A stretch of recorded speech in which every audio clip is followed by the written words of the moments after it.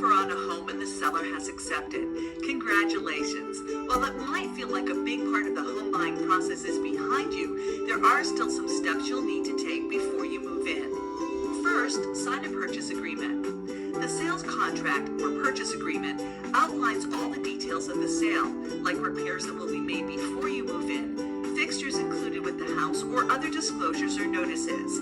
This, along with the deposit, will be held by your attorney or escrow officer until the transaction closes.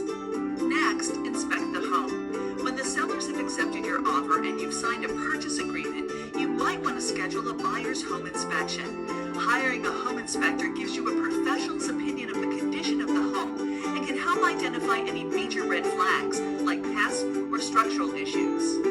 Check repairs and prepare to close. When the requirements of your purchase agreement have been met and your mortgage has been approved, you can take a final walkthrough of the home to make sure that agreed upon repairs were made and other items in the purchase agreement were taken care of. Finally, close the transaction. During the closing, you'll have the opportunity to purchase an owner's policy of title insurance, which will help protect you from past issues that could affect your ownership rights.